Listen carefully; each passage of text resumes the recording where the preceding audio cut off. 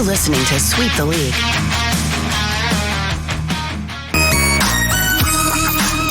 Hey, this is George Iceman Gervin, and you're listening to Sweep the League Radio.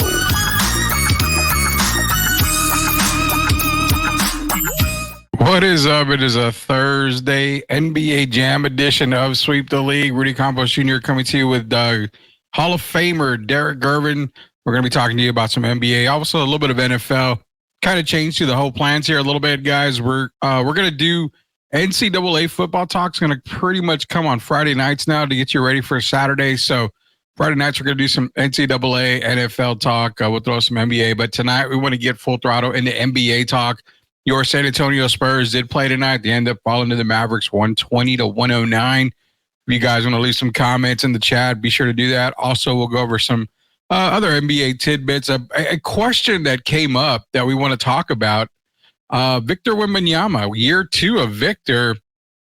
Question that came up in the Sweep the League group chat. Is Victor, what do you think the ceiling is for Victor? Might have a surprising answer from hashtag Debbie Downer, Rudy Campos, but we keep it real. So we're going to talk a little Victor tonight, but we're going to talk overall NBA. Like I said, as well as some NFL. NCAA talk is going to come tomorrow. Also, just a heads up, we got a guest announcement that we're going to be talking to next week. Got a confirmation today, so we'll let you know who that guest is. San Antonio basketball, high school basketball. One of the great players come out of high school basketball, part of a great East Central team at that time. So we'll mention who it is here in just a little bit. But let's bring in the Hall of Famer himself, Mr. Derek Gervin. Derek, sporting the San Antonio Spurs shirt. Are you there?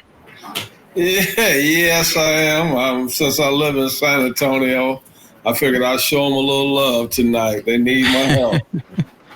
Hey, first and foremost, it was the Mavericks. It's opening night. I saw a lot of good things for the San Antonio Spurs tonight. Didn't see, I saw a lot of things that I saw improvement on. Harrison Barnes coming off of a very disastrous preseason for the Spurs. He turned it around tonight. He played really well. I really like Champagne as well. He surprised me. Last year, he kind of started the season really, really slow and just kind of faltered. He kind of just fell off the face of the earth on the rotation for the San Antonio Spurs. But he came in strong this game. There was some positives in there, still some negatives. But, it's kind of like what we had been saying, kind of going into the season. Set your expectations just, not low, but set them at a reasonable, win total, I think. Well, first I'll say good evening. Oh, man, I don't know where to start. I'll just say they play hard, that's for sure. And the only thing, I'm happy it was the first game of the year because if you really look at it, Dallas came up short on a lot of their shots. Yeah. Because they're not in condition yet. Guys are still working themselves into basketball shape, I'll say. You can practice all you want, but that's different than actually playing the game. Yeah. And so the guys played hard, but I got to be honest, and I'm not trying to hurt anybody, but I'm going to always be honest. I don't like Victor being on the perimeter so much. At one time, he was 3 for 14. He finally hit a three-pointer, but that's not utilizing their strengths, in my eyes, the best way they can. I like how Harrison Barnes played. Started off 6 for 6. I thought Champagne played well. But we got to remember they're kind of shorthanded with no Devin Vassell. But I'm disappointed in the Pop letting them play too much I'll say, perimeter basketball. If they're going to be a decent team or try to fight for or play in or whatever, yeah, Victor's got to play down low more. And he's got to take better care of the ball. When he was dribbling the ball a few times, even Luka guarded him a couple times. And these guys are putting their body on him. And the reason I say it's a problem is because Victor has to get a wider base. He's standing up kind of straight, which means you don't have your full strength. And guys are bodying him. And he's just got to, continue to work. And we got to play him inside out. I don't like the behind the backs and all of that from the 3-point range, him bringing the ball down just so he can hand it off to Champagne. We need Champagne to be handing it off to Victor, but he needs to be catching it in that 15 feet and in area more so than he did tonight. And if they can correct those kind of things, then I think they'll be a better team. Victor's got to be down low a lot more, and that'll open up things for everyone else. Yeah, we got everybody joining the chat tonight. Sith Lord Elias is in here. Shout out to him.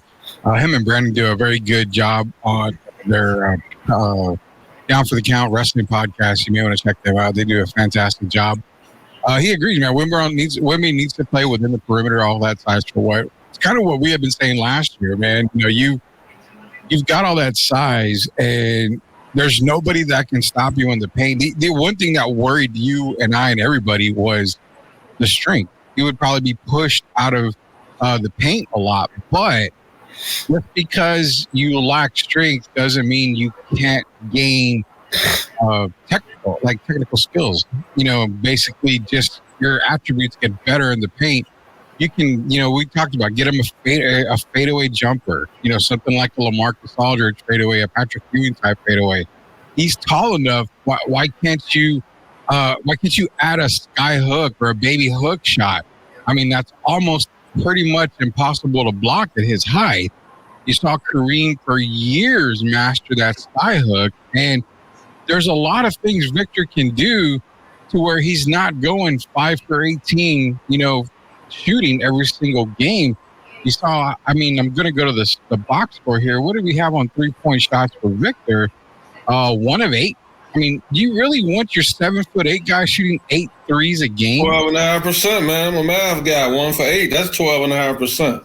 Yeah. I mean, do you really want to see him shooting 8 3-pointers a game? I mean, that's... I don't, to be honest. And then on the post, a few times, there's a difference catching it on the post, okay? When you're 10 feet in and then catching it on the mid post, you're 10 to 15 feet and shooting fadeaways off 1 foot. Yeah, I know this is 2024, but you have to do what's best. You have to utilize your skills to the best of your advantage to do what's best for the team. And I know it's only one game, so I'm not going to panic, but it is kind of scary because it's similar to last season. Yeah. And I know they brought in Chris Paul, but he's 38 years old, and Harrison Barnes is 32. We need Victor getting to the free throw line a lot more. And the more he drives to the basket, the more it'll open it up for guys like Champagne, guys like Sohan. Even you saw Sohan shooting threes. And I don't think that's utilizing players with what they do best. Pop's got to make some adjustments. I hopefully he will, but I love Victor, but it's too similar to last year with the 3-pointers. And he's going 5 for 18. That's inexcusable when your biggest player or tallest player is Daniel Gafford, and then you got Derek Lively. Yeah, and I agree, with Tim is in here saying, it's just 1 of 81 games. And yeah, I mean, we're not overreacting to one game. We're just kind of seeing what settled, what sets right for us and what feels right. I mean, even the TNT crew, a couple of those guys were kind of stating the same thing. He's so tall. I mean, you should be able just to be in the perimeter. And Shaq has been very vocal when it comes to Victor. Big man, nobody can stop you in the paint. If you're going to take 18 shots, 15 of those probably should come in the paint easily, 14 to 15. I don't mind him shooting a 3-pointer here. That's just today's game, Derek. I mean, that's today's game. So I don't mind it. Do you remember one time Luka was guarding him and they tried to throw him an alley-oop and Luka bothered him out of there? So he missed the alley-oop. Yeah. With stuff like that, you got to start moving Victor around in that low post area, mid-range area, and you've got to be honest with him. You got to tell him, for this team, we need you more inside than outside. And what I'm disappointed in is we got one of the greatest coaches ever coached this game, right? Mm-hmm. I actually have him up there in the top 3 coaches. I had Red Auerbach. I got Pop up there. But this is what I'm disappointed. Maybe I should put the coach from France in my top 3 because if you remember, he wasn't too happy with Victor settling for the 3-pointers. Yeah. And he talked about it during the Olympics. He went public about it. We need Victor more inside, outside, and not outside, inside. And that's what they got to hold him to. You got to sometimes be honest with these guys. We need him getting rolling to the rim, him and Chris Paul and the pick and rolls. We didn't see that a lot. Instead of settling for the pick and pop. I love Victor, but I don't think he's not Kevin Durant. Let's be honest about it. We can want him to be, but that's not his game. He needs to be more so make his living around that basket. Yeah, and a lot. I mean, we're not the only ones screaming for it. Citizen here saying you got to incorporate Tim Duncan bank shot for Victor. I mean, another thing that you can definitely work on to get him in the paint. Tim, these aren't new. These problems, these issues were last year. Yeah, I mean, we saw the same thing last year. It's common sense. When you're a big guy like Victor, take it to the rim, and that's You're not dealing with Manu Bol or George Murison or Sean Bradley here. You're dealing with a player that knows how to use his size, that has an inside-outside game, but lacks the interior dominance that you would expect him to have. It was kind of funny because earlier you and I were talking on the phone, and you called me for one question, and you asked me, you asked me, we don't lie on Sweep the League. We tell everybody like it is, and we love doing that. You asked me flat out, will Victor ever get to David Robinson or Hakeem Olajuwon level? And I took probably, 5 milliseconds, and it just said no. Yeah, it didn't take long. Yeah, I said no. And, it's not that I'm hating or I'm a Debbie Downer for Victor or the Spurs. I'm not. I mean, just think about it. You're talking David Robinson. David Robinson's first year, I mean, stats were pretty identical to Victor. If you look at the rookie campaigns, they're pretty identical. I think David had a couple more rebounds more than Victor. I think blocks were pretty identical. I think David scored more points, but the question is, well, where does Victor stand? I think I said, probably, I mean, I would probably put him in the Alonzo Mourning category, but not that bad. I think he's going to be way better than Alonzo. Probably I think Alonzo had 2 years that he led the league in blocks. I think he was an all defensive first team. I can't remember if he won an NBA defensive title. I think he did. So, I mean, it's not bad comparison, but I think he's better than Alonzo Mourning, but will he ever get to Shaq or David Robinson dominance? I don't know. I can't buy it. I can't see it. So we're talking one of the greats of the game, Patrick Ewing. Probably around there right there. Look at Pat. What was Pat's downfall? Shooting too many jump shots. If you look at him at Georgetown, he was a beast, right? You remember John Thompson had him in the championship. He goaltended like three or four of the first shots, right? Yeah. But so he's a force defensively. But offensively, he settled for the jump shot. And what's Patrick Ewing's biggest play offensively that he's known for? 7 foot, missing the finger roll. Known for missing the finger roll. Yeah. Missing the layup finger roll when he should have been pounding the ball in the basket. Yeah. And I don't want that to happen with Victor, man. I mean, Pop's got to be honest with him. Pop's gotten soft. Let's be honest about it. I'm a Spur guy. I got the shirt on today. But I know where we headed if Victor continues to play on the perimeter. And people don't have to like it, but they should want the honesty. And that's what we're about. He needs to be in the paint. If he's in the paint, then he could average 30 points. Easily. But the way he's playing right now, it's not good for the team. It's not good for Victor. I mean, if you notice, Rudy, be honest about it. When he's playing, shooting the 3-pointers and all that, and going around his back and through the legs, he's not as aggressive defensively. So they need to get him in the mentality of monster, tough attitude, where he's playing. One thing about Alonzo Mourning is you could never say he didn't bring it every single play. Yeah. And that's on both ends of the floor. And Victor needs to have Alonzo Mourning, Moses Malone type mentality. If he does that, we become a better team overnight.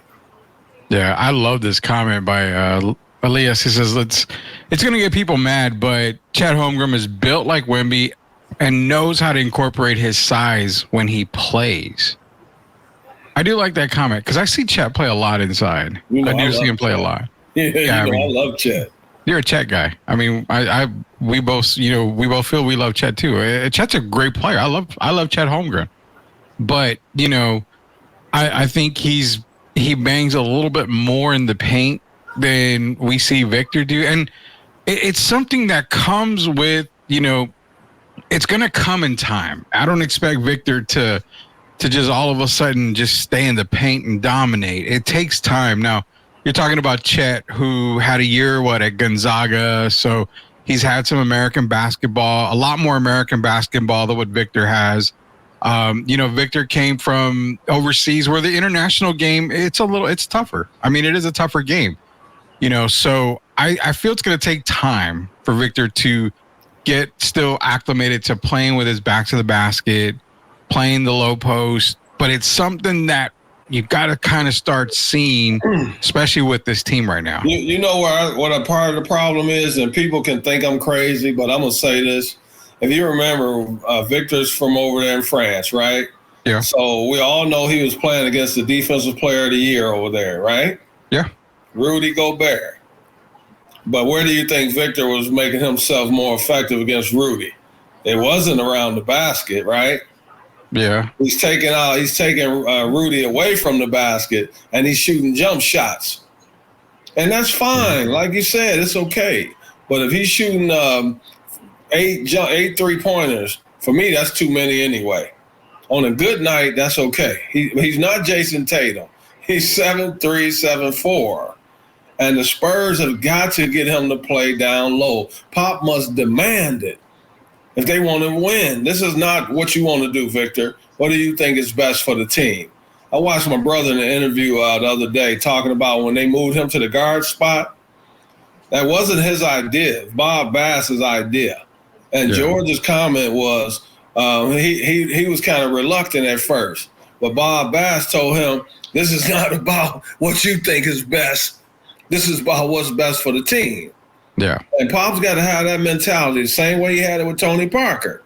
He wasn't light on Tony. He wasn't light on Manu. And he wasn't light on Tim.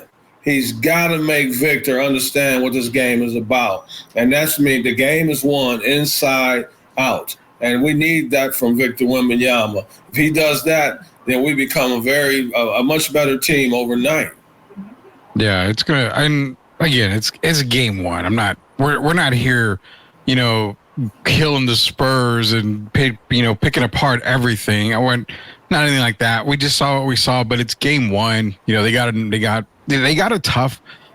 The first 20 games, I believe, of the season are pretty much all against playoff or play-in teams from a year ago. So, I mean, to say that they may go 6-14, 10-10 at best, maybe. I mean, you can't expect them to come out of the gates that fast like they did last year. I think they were 4-1 last year to start the year, 3-1, something like that. So, I mean, they added Chris Paul.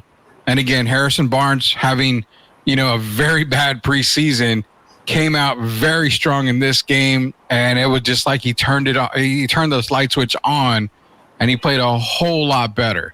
So, like I said, you see the steps going forward for the Spurs. You see what they're trying to do, and I just felt like, okay, it's kind of the same thing over and over again. Tendencies, Rudy. All you're talking about is tendencies. That's all. Yeah, it's jump shots. Yeah. Do I want Derrick Henry trying to run like he's Barry Sanders? No. No, north. You want him to run north-south. I prefer what I'm seeing with him with the Eric Dickerson, Earl Campbell style. And Victor has to get a little more Tim Duncan in him. I like the David Robinson play, but as you know, David running the floor and all of that. But David still played around the basket. If you remember, David scored 71 points. Yeah. And it wasn't from shooting three-pointers.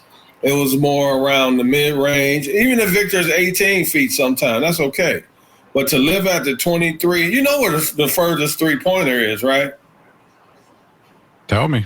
Top of the key where it's 23-9. Oh, from the perimeter. Yeah, okay. Okay. I thought you were talking about something from like No, logo I'm and just stuff. saying I'm like, it's still 23-9. I hope people realize that. The Yeah. corner is 22 feet 3 inches. Mhm. It's a big difference when you're shooting from the top of the key in the NBA. This is not college. This is not the WNBA. And Yeah. to make your living out there is hurting us. And because if Victor's not out, if he's shooting out there, and say we were to miss, he keeps missing, right? Who's Yeah. going to be there to get the offensive rebounds? Sohan occasionally gets some, but we know Mr. Collins doesn't get a lot of offensive rebounds. But you got two big guys. We should be able to have Victor play down low. And why can't him and Collins be similar to well, we saw what happened with Karl Anthony Towns, huh? They moved him. And they got tired. Well, I'm just saying, right? The guy who said he's the best three-point shooter ever for a big man, is he still in Minnesota? No. No. So he's not going to be taking as many threes in New York as he did with Minnesota. He's going to have to be a traditional big man. Yeah, you just got to do what's best for the team. It's not bashing Victor at all. I love him just like you do and the city of San Antonio. But if this was Tim Duncan, we would say the same thing. If it was David Robinson, we'd say the same thing. So we just want what's best for the team. And that's where the coach comes in. Papa's got to do a little better job. Papa's gotten soft. I'll say it again. I know it's one game, but tendencies matter. Yeah, and it's maybe it's the old time basketball that you and I watched and grew up when a big man was a big man, dominate the paint. Don't step out in the 3-point. I mean, we saw him in New Bowl. He should have 6 dunks a game, man. And I'm not talking about just on the fast break. I'm talking about catching the ball in the paint and flushing the ball on guys. And that's the mentality he needs to have. If he has that, the word gets around the entire league. And that becomes intimidating. It's not intimidating when Mike Tyson's trying to dance like Floyd Mayweather. It's intimidating when Mike Tyson's trying to knock people's head off. And that's the mentality Victor needs to have.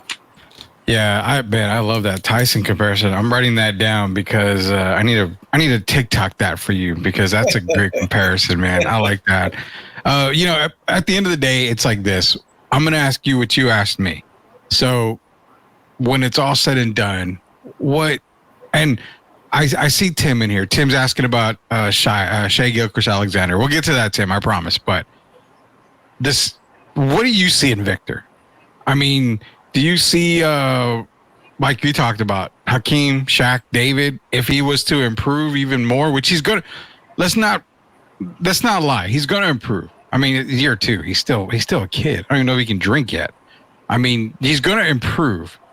But where does that ceiling lie? Because if he's going to continuously try to be, a 3-point threat, then it just doesn't look very promising. So with the tendencies we saw from last year, it's only been one game this year, but you can even throw in the Olympics because we saw him in the Olympics on a world stage. Where does that ceiling lie at now that we've got a year going into second year? The ceiling is unlimited, the ceiling. But we know a lot of times people don't reach the ceiling. So the style of play that he's playing right now, his ceiling is what you said. I won't say Lonzo Mourning. I would say more Patrick Ewing because Patrick lived and died by the jump shot. But the ceiling is unlimited. I mean, he has the potential to be I won't say big man because he's so thin, but he has the opportunity to be one of the best big men ever, where we should be talking about him in the same class. We're talking about Kareem Abdul-Jabbar, Lou Alcindor, Will Chamberlain, Hakeem Olajuwon, and Bill Russell type guys. And I'll even take Bill Russell out because we're not just talking about on the defensive end. His ceiling is top 4 center of all time. But we know what your ceiling is and actual reality are two different things. The way he's playing right now, his ceiling is more Patrick Ewing.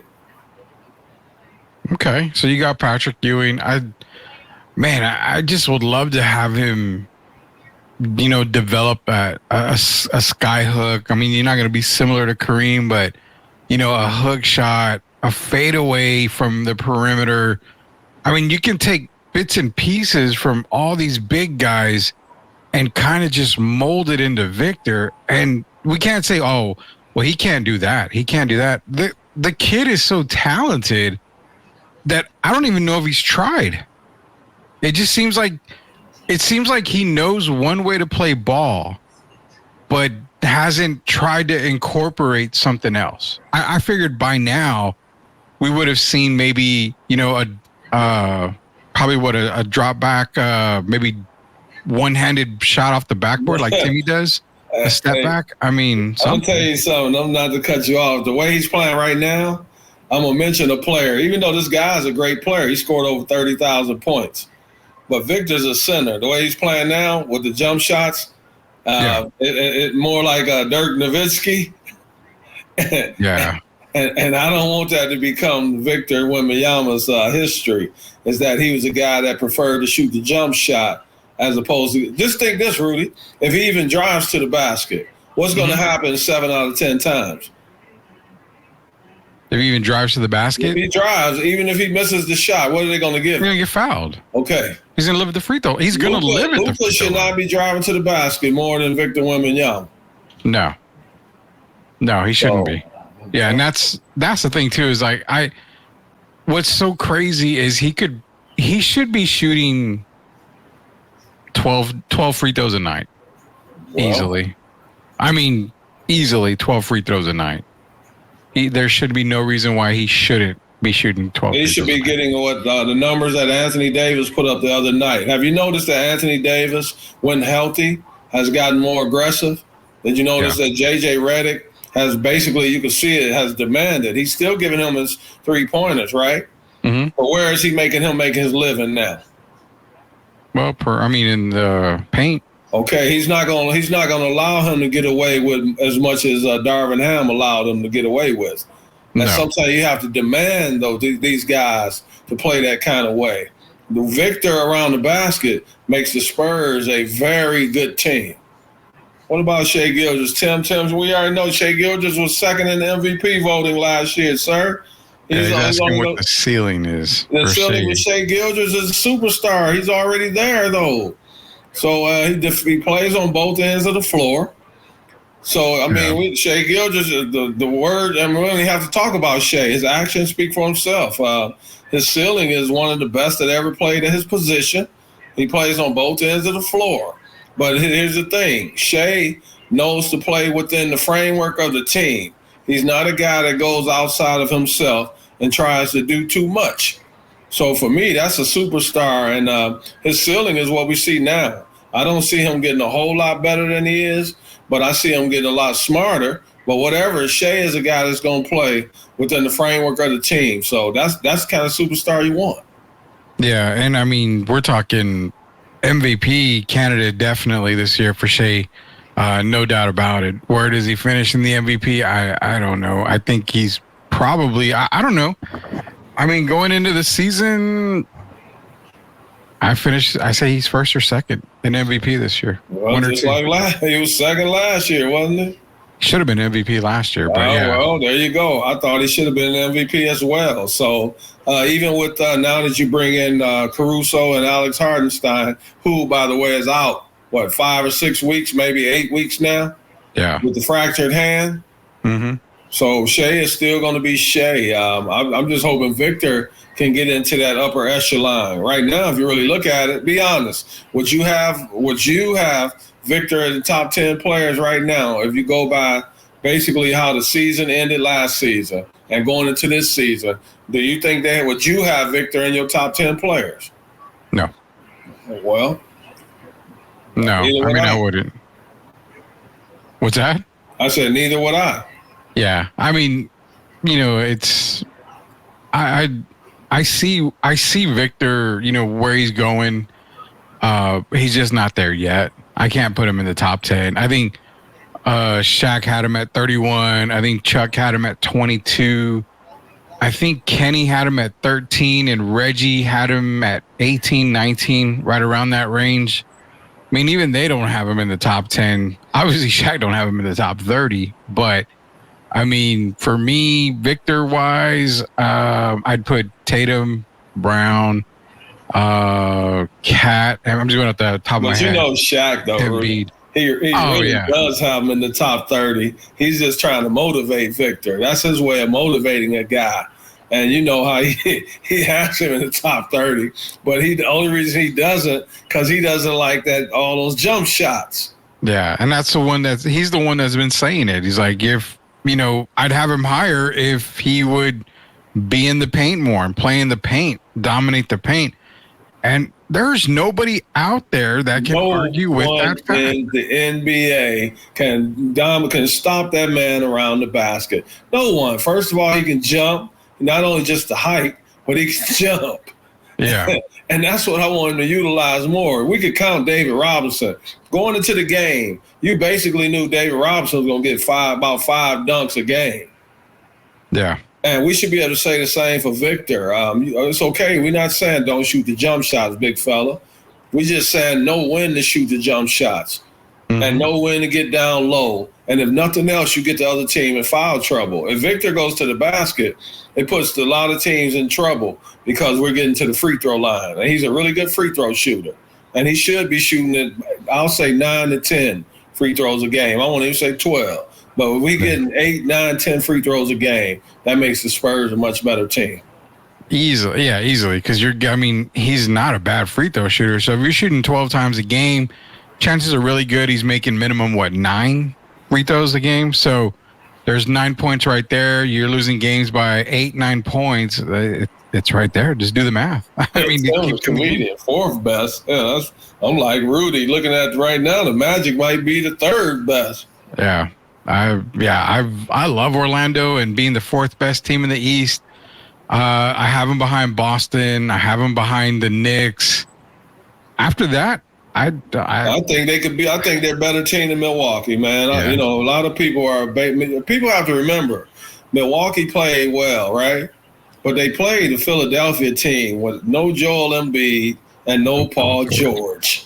Yeah. And people run away with that, man. I think they don't factor in those kind of things. Just like Golden State last night, they blew out the Portland Trail Blazers, who will be one of the bottom 3 teams in the NBA. So really, neither team showed anything. But for right now, with Paolo Banchero getting 33 and I believe 11 or 12 rebounds, and then you got that other young man who's upset because they got eliminated early in the Olympics in Germany. Yeah, Franz Wagner. Yeah, I see the Magic look like a team that's going to be something to deal with. And then who did they pick up? Kill my Nuggets team. Who did they take? KCP, who really didn't have a great game his first game. Actually, not a good game at all if you go by the stats. Well, he was he played defense, so it's still that's what I'm saying. If you just go by the stats, I think he only had like 3 points or something, 2 rebounds and 1 assist or something like that. But just his presence on the team makes them better. And Banchero is a guy that you know wants to be in that upper echelon, and I think he thinks he's a better player than Jason Tatum and those guys. So right now, I would have Orlando in my top 3. Yeah, and what I liked about it was the starting 5 for Orlando. They had 8 steals or 7 steals amongst themselves. 2, 4, 6, 7 steals just amongst themselves. So they're playing defense in Orlando, and it's showing on paper, man. I like their bench. You got Wagner's brother there, Moritz Wagner. Anthony Black is playing. Gary Harris is another guy that you got to keep an eye on. They're a good team, and I think they're right about that 3rd seed. I would say definitely they're going to finish within the top 5 at the end of the season. Maybe health-wise. 2nd seed. Well, we don't know because the Knicks didn't look spectacular. Yeah, and they got some things to figure out, as you can see. The Knicks look like right now they're going to have trouble offensively, and I hate to say that, but other than Brunson. Cat is going to be up and down offensively. Every game, you're not going to get 25 from Karl Anthony Towns. No. Let's be honest about it. They look like they were kind of shorthanded offensively. So that's something that they still got to work on. Tibbs has got to figure out how many guys is he going to play.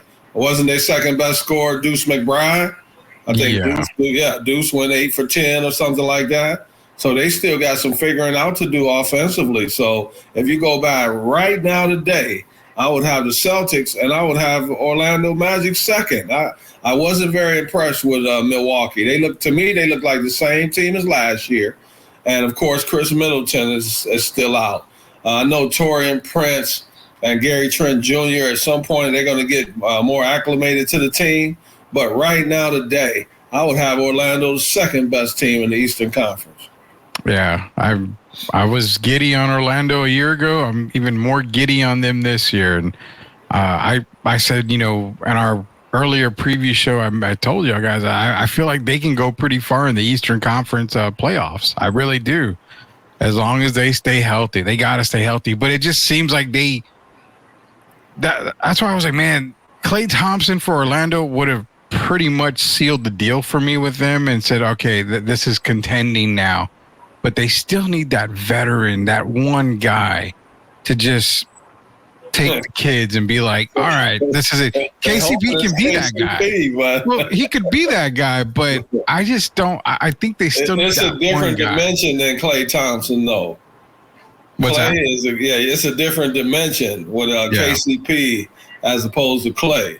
Because, Klay's going to spread the floor every night. Even if he isn't hitting his shots, Klay, you can never forget, Klay scores 60 and 11 dribbles. Yeah. And so that's a different threat than KCP. We saw KCP last with Denver. If you remember, he didn't have a great year with the Nuggets. And that's part of the reason he's no longer a Nugget. So I'm hoping he can regain his championship form.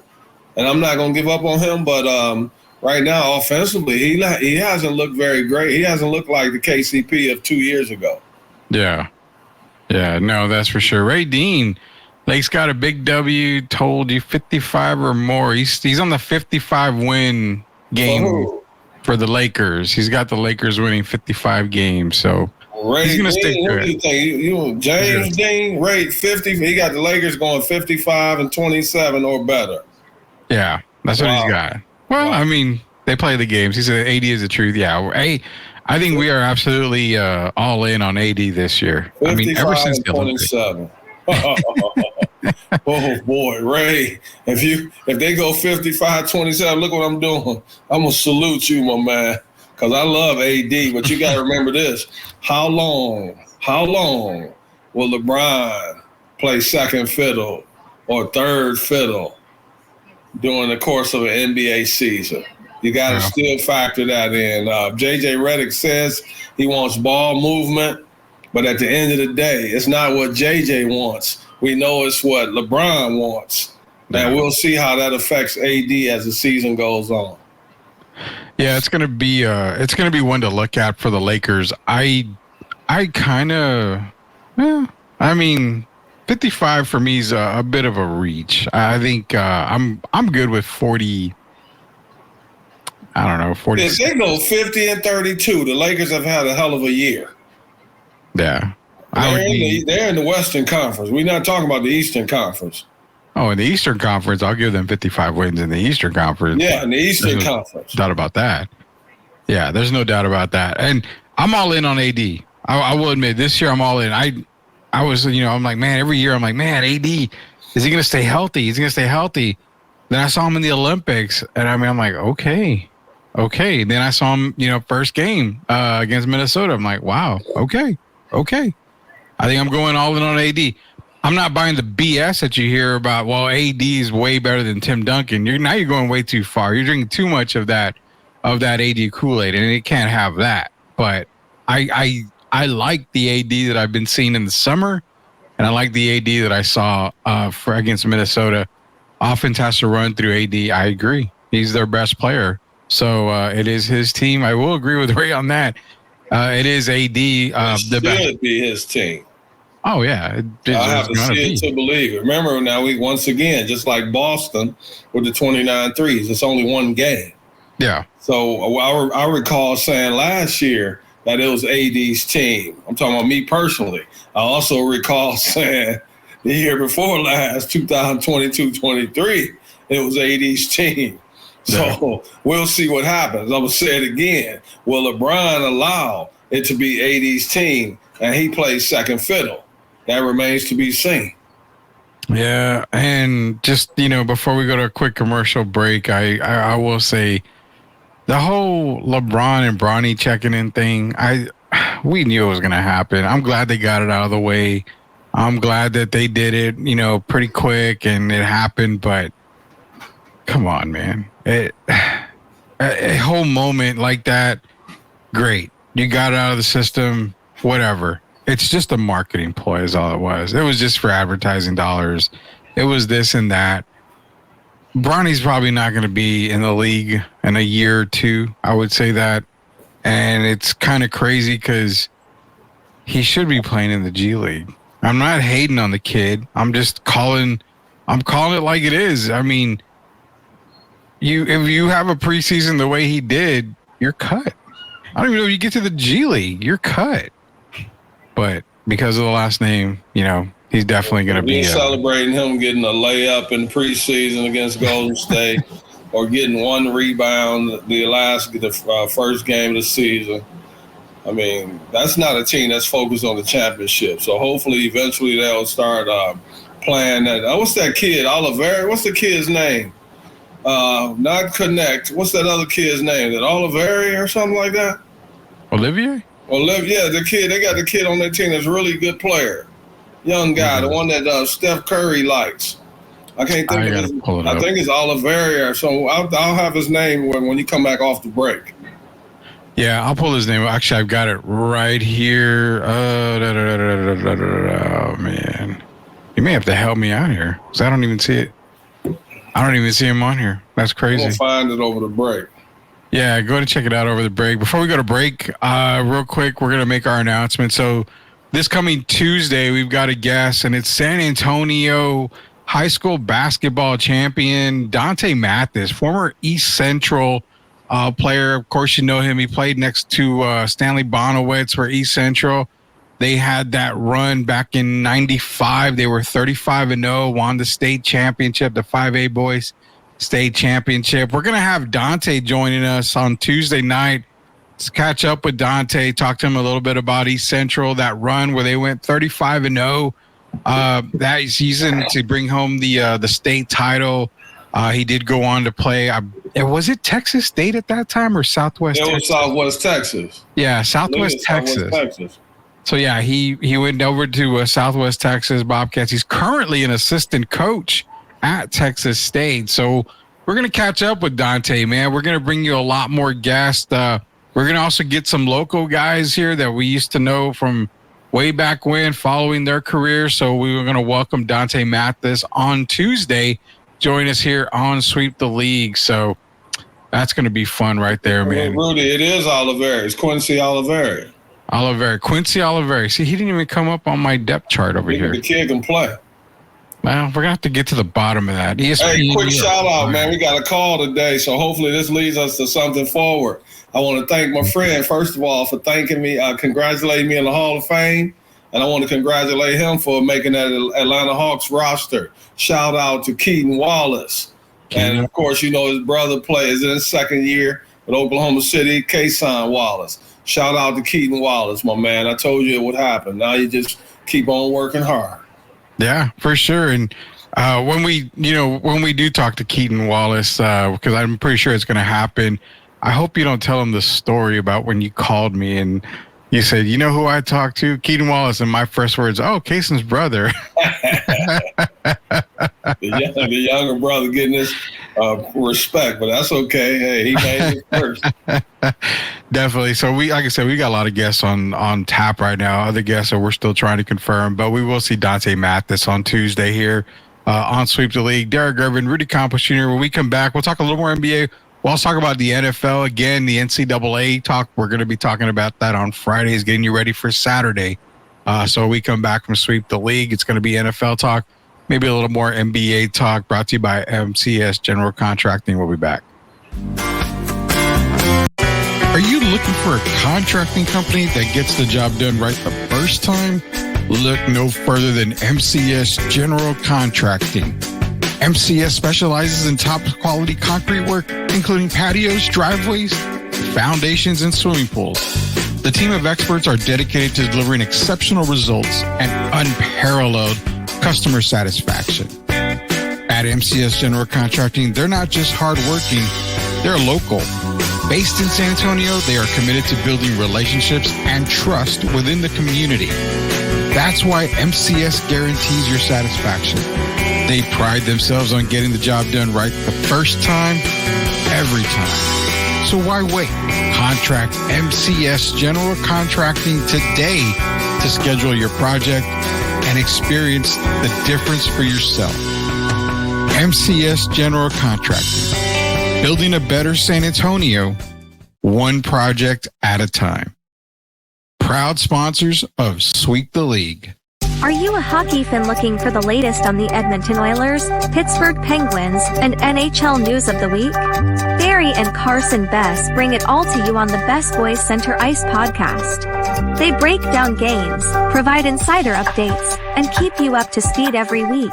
Don't miss out. Subscribe now and join their hockey family. Welcome to the Lean Left, Lean Right podcast, where spirited debates and open discussions reign supreme.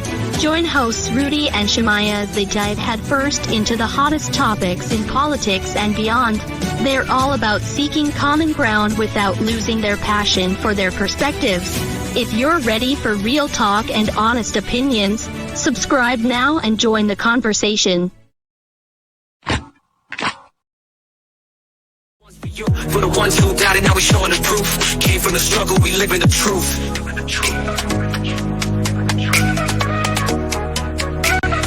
STL Music.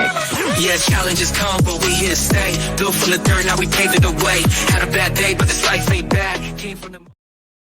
All right, welcome back to Sweep the League. Hall of Famer Derek Gervin, Rudy Campos Jr., Coach Joe should be back on tomorrow with us. We're going to be covering our NCAA picks tomorrow. Probably give you our NFL picks as well tomorrow as well. But we will do a lot of NCAA football, getting you ready for Saturday. Also, Dante Mathis, former East Central champion over with Coach Bonowitz and played with Stanley Bonowitz. Will be joining us on Tuesday to talk more about that 1995 run, 35-0, all the way to state championship. Also his college career. I think he played overseas as well. Professionally, well, it was, I'm going to look it up here. Billings Rim Rockers, CBA, Kirka, Pistoria, and Orlandina Basket. So he was overseas for, about 11 years, what it looks like. So Dante can score. Yeah. Oh, yeah. He could definitely score. Definitely score. He was a Southland Player of the Year in 99, two-time first team All-Southland. Second team all Southland as well. So yeah, I mean, definitely a scorer, definitely a player. It's going to be another awesome interview here for Sweep the League. So I don't know if we ever made the prediction before we go to NFL, Derek. Did you make a prediction on Spurs total wins, and then did you give us a Western and Eastern Conference Finals matchup? I said Spurs. I'm like you. I'm in that 30 win area. Okay. And the way they're playing right now, I can't go higher. If anything, I would go lower. Yeah. You know, they won 22 last year. I'm gonna say this year, I'm gonna say they go 32-50. Okay. And as far as Eastern Conference, we already know basically. Come on, I mean Boston Celtics. Mm. And then for the Western Conference, I'm gonna go the team I'm looking at right now. I'm gonna go OKC. You know who my favorite team is in the West. But a lot of people don't like when I say it. But when they brought in Russell Westbrook, I wasn't too happy about it. Just like I wasn't last year when they brought in Reggie Jackson. Yeah. I just don't think those guys are the right mix for that team. So I think OKC, Hardenstein will be back healthy. And then Alex Caruso.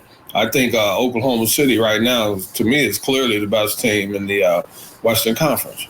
Yeah, I like OKC in the West. I started looking at something, and it's funny you bring him up.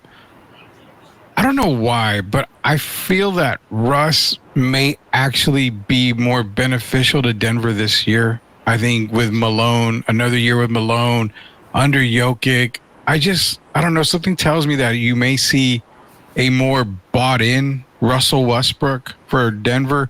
Not saying they're going to be the best team in the West, but I think he helps them a little bit more this year than expected. I don't know. I think the collective group around him, I think, kind of can get to Russ a little bit better and make him understand you don't have to be the guy like you were in OKC. You don't have to go full steam ahead and do all this stuff. It's okay to play, within the team of basketball. And I don't know. Something tells me that Malone and Jokic and Murray kind of got with him and said, "This is just what we need from you right now." That I love what you said, but then again, we have to look at reality. That's like telling Draymond to stop being Draymond. Yeah. Once Russ starts rocking the baby and all that, I'm like, you're going to see me when I talk to you. Oh, here we go again. And so I just know today is about growing your brand. And so I'm hoping that Russ buys into the team, but potentially he can. But you got to remember, Russ is not the defender he used to be. Yeah. So his best way to shine is offensively. But I'm hoping with Aaron Gordon getting his new contract, of course they have Jokic, who I still consider the best player in the league. I'm hoping he goes there and plays his role. But I also was hoping that when he was with the Clippers. And Ty Lue claimed how much he loved him, but here we are another year and Russ has been moved. So hopefully I'm going to try to give him the benefit of the doubt, but that wouldn't have been my pick for the Denver Nuggets. Yeah, no, and as far as me, I'm sticking with the 30 wins for the Spurs. I mean, I still think they're going to get to 30. That's an 8-game turnaround. It was funny because I think Reggie or somebody asked, like, can they make the playoffs? And Kevin Harlan was like, you're asking for them to make, 23 more wins, basically, to make the playoffs. That's not going to happen. And I agree. I got them at 30 wins. Playoffs? Yeah. This year? If you want to be honest, I don't even think Victor, if you really were to be honest and sit him down and have a conversation and you were face to face, I know you're supposed to talk positive and do those things for your team, but if we've been an honest conversation, I don't even think Victor would say they're a playoff team this year.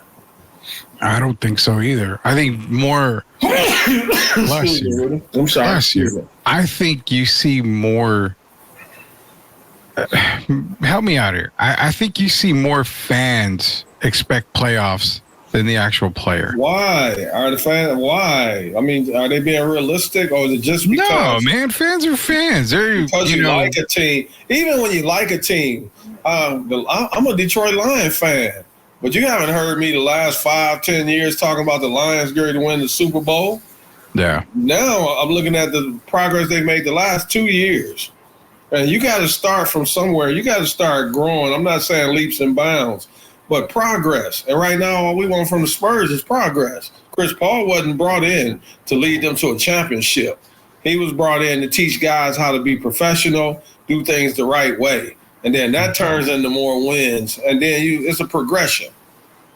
Yeah, that's what I'm saying is he wasn't even brought in to make the playoffs. It was just, it's a rebuild. I mean, if they were serious about a playoff run and they felt that Chris Paul could get them to the playoffs or play in at minimum, wouldn't he have signed for a few years and not just 1 year? And even at that, would he have taken that massive discount for 1 year? No, man. You got Branham, who I like. He didn't play that much. You got Champagne. You got Zach Collins. You got Sohan. Mm-hmm. If you look at that roster, you got Trey Jones. That's not a roster that's going to make waves in the NBA. And we have to be realistic about it, no matter how much we like the team. What are their prospects as far as actually winning? And right now, I'm telling you, 30 to 32 wins. If they were to win 32 wins, that's a 10-game improvement, right? 32 victories is a 10-game improvement. The hell of an improvement. So we need to start trusting the process, like they said in Philadelphia, even though that process is run out. Let's start trusting the process. Yeah, you got to trust it. So for me, it's 30 wins for the Spurs.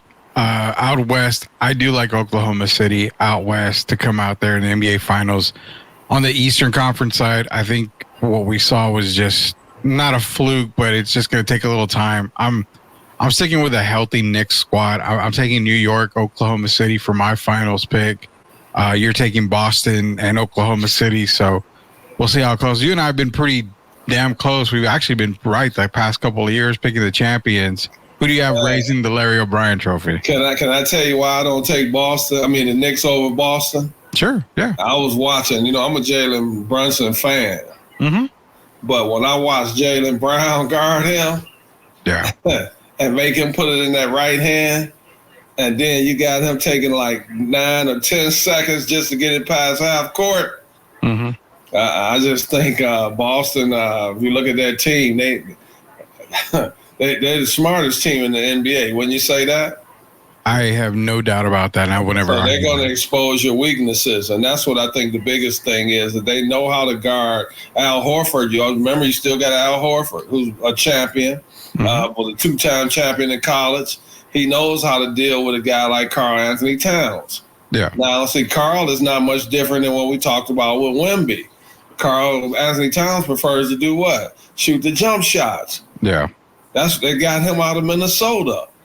And I just don't think when you have weaknesses that are obvious weaknesses, that the average fan can even see the weaknesses. I don't think that's a team that could beat Boston. So what I see in the Knicks is I like Boston, but my thing with Boston is it's two players. Can Porzingis and Horford stay healthy? That's my biggest question. And I think that's what gets them into trouble, because if they get injured towards the end of the year, which it tends to happen. Cornette. They got Cornette, but still go to Xavier Tillman, who had some big shots in the finals. They can. They can defend. That's why I picked them, because you got the big men. If Horford were to get hurt, you still can go to Luke Cornette, who's continuing to evolve. And you can go to a guy like Xavier Tillman. So you got those kind of emergency guys. New York doesn't have those kind of guys. Well, Mitchell Robinson is out, and he comes back still. We got to see. But they got Precious Ochoa and Jericho Sims. Yeah, I don't put them on the same level as I would put Luke Cornette. I just think they fit better in the system with Boston. And then you got those guys, Pritchard and Hauser, who are continuing to get better. And they got a deep team. They got Boston is just there. They have a very high IQ, and then you got to look at it. They still have the best duo. No, it's not Luka and Kyrie. They still have the best duo in the league: Jaylen Brown and Jason Tatum. Well, I'm not gonna go back and forth. I can't. I got to stick to my picks like I do every year. You got to stick to yours like you do every year. But I have Oklahoma City as your title winners this year. You do. A healthy Oklahoma City team is so damn hard to beat. I mean, you saw them with. I think the year of experience comes this year. They learned a lot last year. They got to the number 1 seed. They had issues in the playoffs, but I think the additions that they had, Caruso, Hardenstein, you brought in 2 veterans, and it just seems like if you sub out Jalen Williams, you've got Caruso coming in. If you got Dort going out, you bring in Caruso. Chet gets in foul trouble, you still got a rim protector in Hardenstein. I mean, it's almost like the perfect not elevator. Can't argue. Wallace. Second year. Yeah, it's hard. It's hard to picture. You know what it reminds me, Derek? It reminds me of the year that you and I took Denver. We said, man, it's so hard to find a weakness when you can go that far deep on your bench. It's hard to find a weakness. And I have the same feeling for Oklahoma City that I did with Denver that year. I just can't really find. The only thing that I can find that could hurt Oklahoma City are injuries. That's it. But a healthy Oklahoma City team? What about a healthy Aaron Gordon and Jamal Murray and Jokic? There's no bench. There's still no bench. I think that's the playoffs. They're only going to go 6 or 7 deep anyway. You got Christian Brown. It's going to be interesting. But right now, OKC would be my favorite. I'm not as high on as a lot of people on the Minnesota Timberwolves. I like I them. like them, but I don't even think they're the second best team. I think Dallas is going to end up the second best team in the Western Conference. Yeah, I like Minnesota. I just think it's going to take a little bit of time for them to gel. I do like Minnesota. I wouldn't doubt if Minnesota finishes in the top 4 in the West. I would say that I easily. But yeah, for me, Oklahoma City, I just looking up and down that roster. I'm like, man, it reminds me of Denver. And even Denver goes 5 or 6 in the playoffs. If you're taking them to 7 games, those guys are playing a huge amount of minutes. It's going to be a lot of wear and tear on those guys. Plus, you know me, I'm a big guy when it comes to injury. I got to see if these guys stay injury free. Jamal Murray being one of them. I mean, can he stay healthy for the duration of the year? That's a big question mark, and that's what I look out in the Eastern Conference with Boston. You know, when it came to Horford and Porzingis for me, Porzingis is starting off the year injured, so just trying to get these guys, you know, to stay healthy. If they're all healthy, I can see a Boston coming out of the East. There's no doubt about that. I wouldn't mind that pick at all. It's going to be another good championship series. We're going to have the 2 best teams, one in each conference, and of course they're going to be. That would be a blockbuster to me if it were to be Boston and OKC, or if it were to be New York and whoever comes out, New York and Dallas. Either way, then we're headed towards another great year. Oh, yeah, easily. On the NFL side, man, you got Minnesota playing against the Rams today.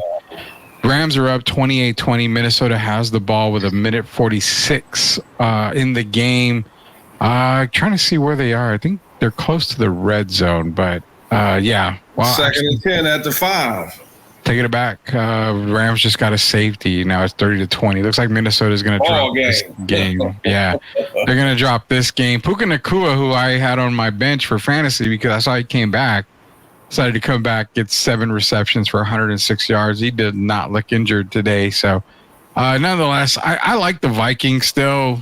Just kind of a hiccup somewhere in there. It's so crazy because there was a lot of talk that Minnesota is interested for trading for Matthew Stafford, who they're playing against tonight. He's like high on their list. I wish Gio was here because there's still a lot of season left. The Rams got healthy with Kupp and Nacua back.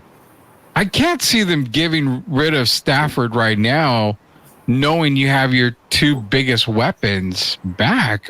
You can make a turnaround in the NFL still. I mean, they're not in a tough division at all. So, I mean, I'm looking at the division right now, Derek. I mean, Seattle's the leader at 4-3. The Rams are 2-4. Yeah, but Sam Darnold hasn't exactly been chopped liver. No, he hasn't. It's not really his fault they lose and they're giving up 30 points. Yeah, he doesn't play defense. Blame that on Sam Darnold. So I think he's played very well. The Jets gave up on him. I think he's resurrected his career, and this will be their 2nd loss in a row. But I think they'll get back in gear, and I think the Vikings are still going to have a pretty good season. I can still see them going 11-6.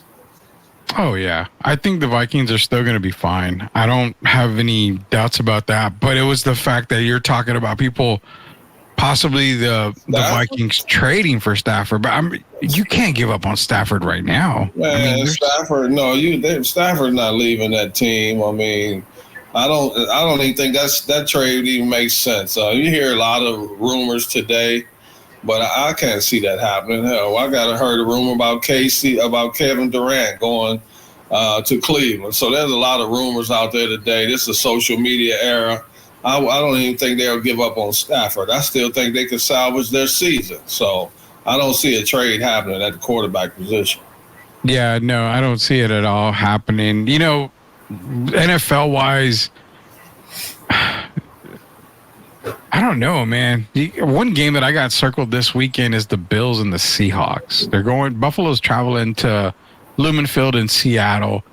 And I circled it because this is a game where, Josh Allen and the Bills go into a tough environment. I mean, Seattle, Legion of Boom, it's a tough environment to play. Is that a make or break game for Buffalo right now? I won't say make a break because we've seen Buffalo have hiccups along the way. Every time, that's my team other than my Detroit Lions. Yeah. Every time I'm like, they're off to the races.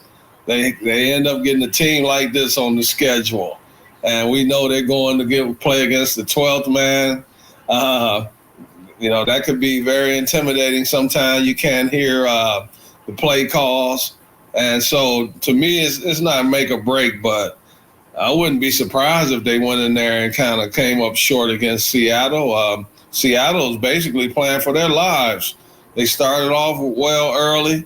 And to me, this is a bigger game for Seattle than it is for Buffalo. So I think Seattle's going to come out guns blazing. I'm hoping Buffalo can respond, but I wouldn't be surprised if Buffalo lost this game. Yeah, because Seattle, they are 4-3. Then right after that is Arizona and San Francisco, both at 3-4. Now San Francisco plays against Dallas. A lot of people are already saying Dallas is probably going to win. No Christian McCaffrey, no Brandon Ayuk. Brock Purdy is just kind of humming and hoeing away. But I still don't find that this game is one that you can clearly say the Cowboys are the better team. Why? Because San Francisco is favored by 4 in this game. So Vegas is telling you that we don't even believe in Dallas when it comes to this game. Jerry doesn't sound like he does either. Well, at what point is it, if the Cowboys go in and they lose to the Niners, I mean, are you still going to have another press conference Monday morning with Jerry on 105.3 in Dallas saying, well, I still believe in Mike McCarthy and we got a great team. We just came up a little short. I mean, when is enough BS is over? He might still believe in Mike, but it's not going to be Mike McCarthy. Who did I tell you? Mike Vrabel? Well, yeah, he did. If they don't win this game, Jerry's been doing a lot of talking, even more so lately than usual. And so when he does that, that tells me the coach's job is basically on the line. Because otherwise he would be quiet, and he's not doing that. He would go off into the background. When he's talking like that, he's sending the message to Mike McCarthy and the team. So if they were to lose this game, and then you look at the schedule they have the next 4 or 5 games. Yeah. If he doesn't win this game, man, heads will roll, and I really believe that. So, Mike McCarthy, I'm wishing you well, but you better find a way to win this next game against an injury-depleted San Francisco 49ers.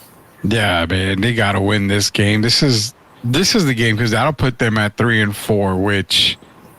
I mean, I think Philadelphia, they're 4-2. They're playing the Bengals. That's a big game. I mean, I can't even say Philly wins that game. If you can't beat the 49ers right now, that's not a playoff team. I'm talking about Dallas. If you can't beat the 49ers right now, a shorthanded team, and they're one of the most banged up teams in the entire league. Mm-hmm. They still don't have one of the MVP candidates from last year. We know Brandon Ayuk is out. If you can't beat them right now, Debo has been having problems. George Kittle has not looked like George Kittle. If you do not win this game, you heard me, heads are going to roll. You heard it here first. Heads are rolling in Dallas. So we'll see what happens, man, because it's going to be a pretty good weekend. I can't wait till tomorrow we make our picks for this weekend. I don't know, man. All week I've been actually circling Dallas, Derek. I don't know why. I've just been circling Dallas. Oh, when you make a circle on a team, you have to complete it. I have that little hash that I haven't completely. It'd be complete if they lose this game. You watch. At some point you run out of excuses, and you can try to build your team up as much as you want and talk publicly. Jerry is a businessman, but I really believe Jerry wants to win. It's not like he's aging backwards. And to lose to the 49ers sends a signal that you're not even going to be a playoff team. Yeah, we're going to see what happens. Hopefully we'll get Coach Gio in tomorrow. We're going to talk NCAA tomorrow. We're going to get you ready for Saturday and also get you ready for Sunday. So quick reminder, Dante Mathis is going to be with us on Tuesday night. So we're going to be talking to Dante. We're going to talk a lot of college basketball on Tuesday as well with Dante Mathis, former East Central player. They went 35-0 in 1995, state champion. Also played with the Texas State Bobcats. I was Southwest Texas at the time. But Dante will be joining us on Tuesday. We got a couple more guests that we're working on as well. But Sundays. So we are playing with the idea that we may do a Sunday show, and that'll be also for Monday. So we'll keep everybody posted. We may do a Sunday show, and if we do, it'll either be recorded or live, and then we'll post it for Monday for you guys so we're not missing a Monday show. We're still working on Wednesdays as well. But before we go, I want to bring up a basketball name. And I just got maybe, 3 minutes worth of video on him. And I heard of the name. I just never knew how good he was. I saw a video on Demetrius Hook Mitchell. The meat hook. Yeah. You have any backstory on that? Because Gary Payton was basically saying that this was like the guy. The meat hook was a beast, kind of undersized, but a very good college player. A guy that I thought would go, do well in the NBA. But I think him being not being like the great ball handler, I think his size caught up to him. At that point, you had to be a certain size to play a small forward, and you had to have a certain quickness. I just think he was undersized because I think in the NBA he would have probably been a power forward, and I think that's what hurt him. He didn't have the athleticism of a quickness, even the quickness of a Charles Barkley, and I think that's what hurt him. But yeah, the meat hook is the name. Yeah, it was funny because I was going through TikTok and it came up, and I'm like, Demetrius Mitchell. I've heard of that name, but I don't think I've ever really heard that name. So that was cool. And also, going back to days there, I didn't know David Thompson pretty much created the alley-oop. Oh man, are you kidding me? They call Dominique the human highlight film, and I'm not going to take his name away from him, but even when David Thompson was playing in college, I don't know if you remember because you're a lot younger than me, he had a bandage on his head. And because he had jumped and I guess fell over a guy's shoulder. And he fell so hard, man, he ended up hurting himself. And he ended up playing with a big old bandage on his head. But if you remember, he's the guy that went down to the last day of the scoring title with my brother's first scoring title. Yeah. David Thompson went and played against the Detroit Pistons. And David had 73 points, man. And if I remember correctly, he missed 10 shots. So he was like 28 for 38 or something from the field. Yeah. But you talking about just jumping? Who did Michael Jordan have at his Hall of Fame induction? David Thompson. The guy, they talk about a 48-inch vertical. And if you remember Daryl Griffiths, Dr. Duncanstein. Former Utah Jazz, yeah. He was a very high jumper. They say he had a 44-inch vertical or whatever. David Thompson, man, might be, he was blocking 7-footer shots. And there's not, you talk about a guy, they talk about touching the top of the backboard. I don't know if he could actually do that, but even to be talking about a 6'4" guy being able to do that should tell you all you need to know. And he was so light on his feet, man. He didn't even write me back. I wrote him because last year at some point, he had went to Killeen, and so he was in Killeen, and I tried to reach out to him. I didn't get a response. But if I could have one guy on the show, I've had my brother, I've had Dr. J, Oscar Robertson, Rick Bear. If I could have one guy on the show, it would have been David Thompson, man, the Skywalker. And that's the real Skywalker. Kenny, what's the one my man used to play with? Kenny Walker. Kenny Walker with the Knicks. Skywalker. I love him. He's a Skywalker, no offense. But real Skywalker, David Thompson, without question. Yeah, because it was funny that, at the time when he was playing college, right, there was no dunking allowed. He couldn't dunk a basketball. He just dropped it in. He's 6'4". So they basically he just created an alley-oop to get to the basket, and that's how the alley-oop pretty much came in. He wasn't dunking it. It was just, like you said, just kind of grabbing it and laying it in. I don't know if I've ever seen a guy I don't think I've ever seen a guy that height that played pro basketball, not just the NBA, but pro basketball. That jump higher than David Thompson. You might have some guys that was up there. I played it with a guy named Mike Bell, when I was in the CBA, about 6'5". I have to say Mike Bell and David Thompson, the two highest jumpers I've probably ever seen in my lifetime. Oh, wow. Jeez. Well, I found it crazy, man. When I was looking at it and I saw David Thompson, I know David Thompson scoring wise. I mean, one of the greatest basketball players to ever play. But to just hear, I was like, really? He pretty much invented the alley-oop. Like, it looked like the rim was 9 feet. I swear I'm not lying. It looked like the rim was 9 feet, and he's 6'4". Yeah, I think if we ever talk to George and even Dr. J, I would probably have to bring up David Thompson because both of them, probably Dr. J was going crazy with David Thompson on that video that I saw, and even David mentioned George, about him and George and Dr. J, and it was like, man, that to be a fly on the wall in some of these arenas back then, I would have definitely loved to visit there. Unreal. I mean, he blocked shots. He could also block shots. Yeah. 6'4". I haven't seen anything like it. Mike Bell could jump, but you talking about a guy that could play the game of basketball. David Thompson, it's remarkable even to this day. I can't even. It's hard for me to even talk about it. You see how pumped up I get. That's a high flyer. I've seen them all. The Dominiques and all these guys. David Thompson is at the top of the list.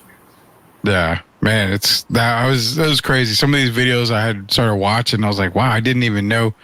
Like, I mean, the whole Lamar Odom story. I saw that one about him going to Rhode Island.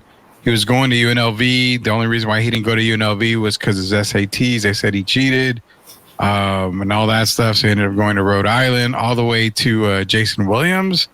People don't know, he was drafted, and when they announced that he was drafted out of Florida, he was actually kicked off the team. Why chocolate?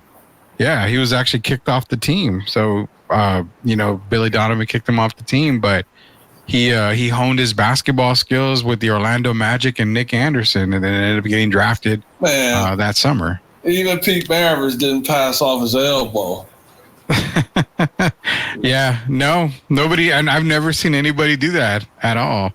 And it was like a spur of the moment type thing. If you ever talk to Jason, it's to even try that, you have to be crazy, man. The guy, you got a guy coming down trailing you on the fast break, and you hit it to him with the elbow, man. The white chocolate, you definitely get love from me. Oh yeah, and you know what's sad is I was like, you could have done that to anybody, but you had to give it to Rafe LaFrance. Come on, man, get a dunker catching that ball. Rafe is one of the greatest players to ever come out of Kansas Jayhawks. Oh, I got nothing but love for Rafe, but when you make a pass like that, you want to make sure a Tracy McGrady or a Vince Carter or something like that's going to get it and dunk it. Rafe just kind of grabbed it and was about to make a move, but got fouled on the play. So. Yeah, Rafe had some hops back then. Oh, man. I love talking to open up the vault here. But, yeah, nonetheless, tomorrow we're going to talk NCAA football, get you ready for Saturday. Also get our picks in for NFL on Sunday. Dante Mathis on Tuesday. We got a lot coming up here. Hopefully we'll get that show in on Sunday to where we get it for Monday as well. So we'll keep everybody updated. Also, our first giveaway for all the new subscribers is going to happen next week. So we'll be making the announcement over the weekend here. So everybody that subscribed over at Big Texas Comic Con, all of our new subscribers, even all of our older subscribers, you're all entered into the giveaway. I think it's going to be a couple of gift cards, and also I think it's an autograph that we have. So we got a lot of stuff we're giving away next week. We're also going to be doing an NBA 2K giveaway for either PlayStation or Xbox. We'll let you know which one it'll be. You tell us if you win. You let us know what console you want, so we can put it on there for you. So, yeah. Giveaways are about to be kicking off here. So be sure to go to YouTube, search Sweep the League TV, be a subscriber. So you are entered into the giveaway. 932 of y'all are entered right now. So subscribers. We got to hit that with our subscribers. It's the best show in town. Tell a friend about the show. If you're a subscriber, tell a friend, and let a friend tell another friend. Let's get those subscribers up. Yeah, we want to get them all the way up, man, so we can keep giving away a lot of gifts here. So we'll be back tomorrow at 9 o'clock. It's going to be Derek. It's going to be myself. Should be Coach Gio joining us. Tomorrow we're going to do all of our picks, NCAA also NFL picks. So just be ready, guys. But until then, for Hall of Famer Derek Gervin, Rudy Campos Jr., until we sweep the league again, we'll see you later, knuckleheads. Everybody have a good night.